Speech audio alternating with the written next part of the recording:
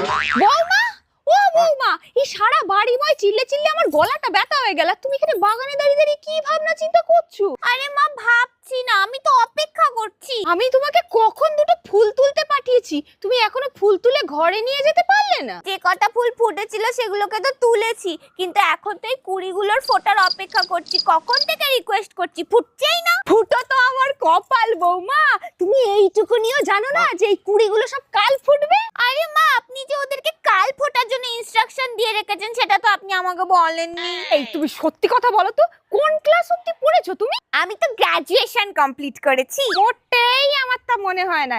এই বুদ্ধি নিয়ে তুমি গ্র্যাজুয়েশন পাস করেছো? আপনি তো আমাকে দু চোখে সহ্যই করতে পারেন না মা। যখন ভগবান বুদ্ধি দিচ্ছিল তুমি কি করছিলে বলো তো? নিশ্চয়ই আপনারই কোনো কাজ করছিলাম মা, নাহলে মন্দিরে কিছু দিলে তো আমি সবার আগে যাই। এই শাড়িটাও তো আমি ওখান থেকে আপনার জন্য চেয়ে এনেছি। এসে যাই পারে হোক, এই